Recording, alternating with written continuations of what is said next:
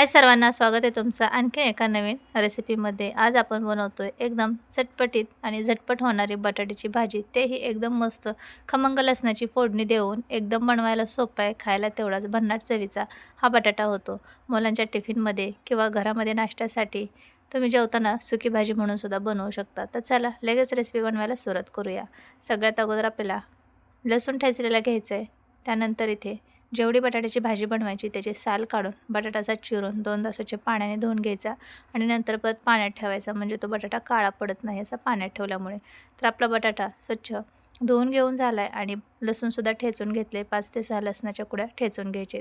कढईमध्ये थोडंसं तेल टाकायचे, 1 ते 2 पळी। त्यानंतर पाव चमचा मोहरी छान तडतडली की जिरे टाकायचे। जिरेसुद्धा चांगले फुलले की त्याच्यामध्ये ठेचलेला लसूण टाकायचा आणि लसूणसुद्धा चांगला लालसर होईपर्यंत परतवून घ्यायचा। लसूण कच्चा अजिबात राहू द्यायचा नाही, छान लालसर होईपर्यंत परतवून घ्यायचा, म्हणजे लसणाची जी फोडणी आपण बनवली त्यामुळे बटाट्याची चव खूप छान लागते। आता बटाटा सर्व एका ताटामध्ये काढायचा पाणी निथळून आणि सर्व बटाटा या फोडणीमध्ये टाकून द्यायचा। आपण मसाले नंतर टाकून घेणार आहोत, अगोदर तेलामध्ये हा बटाटा थोड्या वेळासाठी परतवून घ्यायचा। असं केल्यामुळे बटाट्याची चव वेगळीच लागते, तुम्ही नक्की एकदा ट्राय करून पहा। आता हे सगळं चांगलं मिक्स करूया थोड्या वेळ। तर जसा बटाटा तुम्हाला कापायचा आहे तसा एकदम बारीक असा बटाटा कापायचा, मुलांना खायला खूप छान वाटतो। आणि बटाटा जेवढा बारीक आणि पातळ कापणार आहे तेवढाच लवकर शिजणार आहे। तर इथे थोड्या वेळ आपण बटाटा परतवून घेतला आहे। आता याच्यामध्ये मसाले टाकून घेऊया।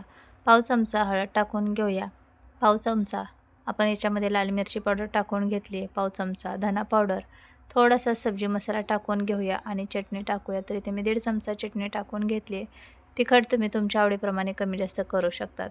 बटाटा म्हटलं की तिखटच खायला छान लागतो आणि माझ्या मुलांना तिखटच बटाटा आवडतो, त्यामुळे मी ते तिखट बनवलं आहे। चवीनुसार मीठ टाकून घ्यायचं आणि सगळं चांगलं परतवून घ्यायचे। तर आता हे सगळं चांगलं आपण मिक्स करून घेतले, तर मसाले व्यवस्थित बटाट्याला लागलेले आहेत आणि मस्त तेलामध्ये बटाटा आपण फ्राय करून घेतला होता। आता सगळं चांगलं एकत्र व्यवस्थित मिक्स करून झालं की याच्यावरती झाकण ठेवून कमी गॅसवरती हा बटाटा शिजवून घेऊया।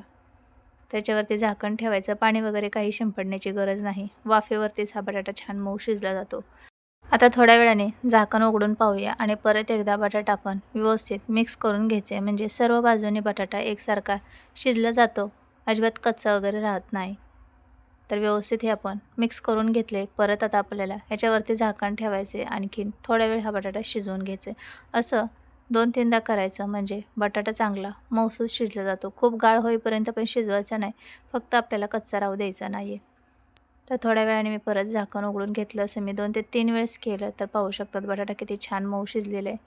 तर आपलं इथे बटाटा शिजून तयार झाला आहे। खूप कमी साहित्यात तेवढंच एकदम टेस्टी हा बटाटा तयार होतो। सगळ्यात शेवटी बारीक चिरून घेतलेली कोथिंबीर टाकूया आणि सर्व चांगलं मिक्स करून घेऊया। गॅस बंद करून घ्यायचे। तर किती पटकन अगदी कमी वेळेत आणि सोप्या सोपी आपण बटाट्याची भाजी बनवली। माझ्या मुलांना टिफिनसाठी ही बटाट्याची भाजी खूप जास्त आवडते। आठवड्यातून 3 ते 4 वेळेस ते टिफिनला ही भाजी घेऊन जातात। म्हटलं सोपी रेसिपी आहे, तुमच्यासोबतसुद्धा शेअर करूया। तर कशी वाटली ही रेसिपी नक्की कमेंटमध्ये सांगा आणि अशाच कमी साहित्यात कमी वेळेत तयार होणाऱ्या झटपट रेसिपी पाहण्यासाठी आपल्या चॅनलला सबस्क्राईब करा, लाईक कमेंट शेअर करा आणि शेजारी असणाऱ्या बेल आयकॉनवर सुद्धा क्लिक करा, म्हणजे तुम्हाला रोजच्या रोज शॉर्ट व्हिडिओ आणि लाँग व्हिडिओ दोन्ही पाहता येतील।